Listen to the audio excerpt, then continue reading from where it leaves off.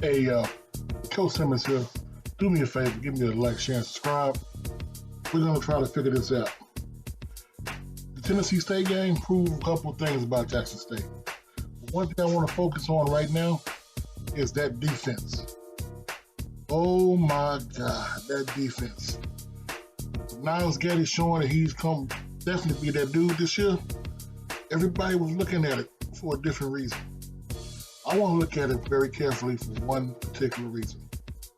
We saw Tennessee State play against another top 10 defense, supposedly in Eastern Washington. Put up over 20 points in that game, 26 points, I believe, in that game. But Jackson State played them without arguably two of their best cornerbacks. I'm not commenting on the Nugget situation. I don't know much about it to comment on it. But I do know Travis Hunter was not playing because he's nursing an injury, and basically they didn't need him in that game.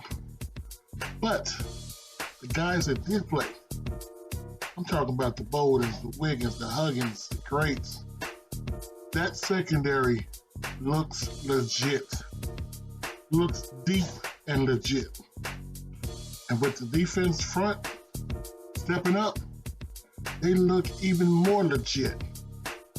And we got to remember, not only were they not without Warren, Nugget, and Travis Hunter, they also didn't have Shiloh Sanders and the big kid Burgess on the line.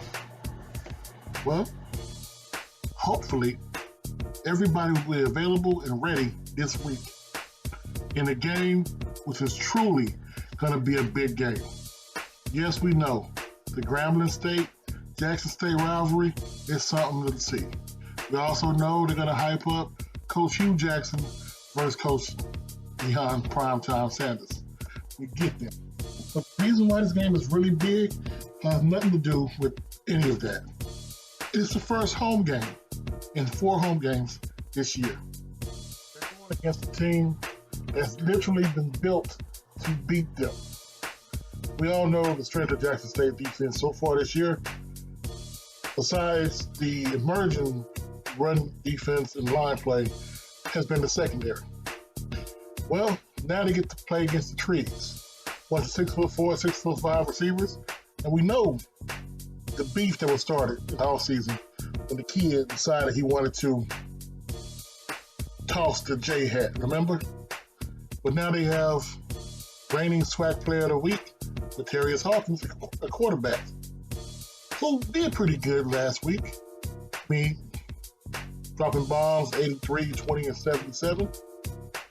293 yards passing, no interceptions. This is what's leading to. The only problem is Jackson State's defense appears to be not only up for it, but ready to lock down the trees. Those 6'4", 6'5" receivers are good. If they ain't got time to get open, they ain't getting the ball. So while everybody is focused on what one player will do and won't do, I'll focus on what the unit will do. Jackson State defense appears to be an amoeba, meaning basically it can go in any shape, any form, whichever needed. Coming into the Tennessee State game, we knew the biggest threat for Tennessee State would be on the ground and that one receiver they had. Well, with the bevy of corners and safeties they had, they locked down the receiving core, took the running game out of existence. With Grambling coming up, Coach Prime gets to play one of his former players, Maurice Washington. We're going to see if that old line for Grambling is up to the task. Can Grambling get the first touchdown of the season against Jackson State's defense? Coach Dermer has made a point. He wants to go this year without giving up a touchdown. You heard what I said. He wants to go this year without giving up a freaking touchdown. Through 2 games, it looks like he's ready to do it. After the field goal with FAMU rarely, if any, crossed the 50. After the field goal with Tennessee State, They rarely, if anything, crossed the 50. If your team is not crossing the 50-yard line, you're not getting a touchdown. The one pass that was deep against Jackson State led to a tirade on the bench and lockdown for the rest of the year. So what do you think? Do you think Jackson State defense is really able to lock down for the whole damn year? Can they shut down every upcoming team's offense? Keep them out of the end zone the entire freaking year. You don't think so? I want to tell you something real quick. Jackson State already played FAMU. They've already played Tennessee State, Grambling State. After this, they have Mississippi Valley. Then they have time off. They got Alabama State for their homecoming. Then they go and play Bethune-Cookman at Jacksonville. Not even a home game for Bethune-Cookman. It's in Jacksonville. What's left from that? Well, Campbell. If Jackson State gets through Grambling, their defense cannot give up a touchdown until they get to the homecoming game. That's how scary this team is. Until Valley decides to finally pull the trigger on their quarterback, they're not going to be a threat to get in the end zone. Alabama State, honestly, once you corral their quarterback and make them a non-running threat, what else do they have? Yes, Bethune-Cookman will be the Jalen Jones versus the World show, but honestly, it's looking like they can escape this game.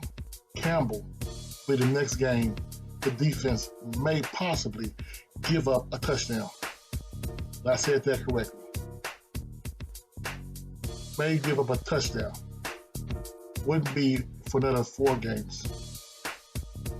Now, if that's not scary, folks, I don't know what is. Well, this Coach Simmons, something to think about. Most teams try to get points. Average under 21 points a game. Average under 100 yards rushing, under 200 yards passing. This team don't want you to cross the 50. And with the punter they got from Bama and that kid Alejandro Mata kicking field goals and booming touchbacks, and now that Mr. Wilkinson has finally emerged as the running back we knew he would be, I don't think you got a shot of sniffing the 50, let alone sniffing the end zone. It's Coach Simmons. Something to think about for a Monday. How good can this defense really be? I am out.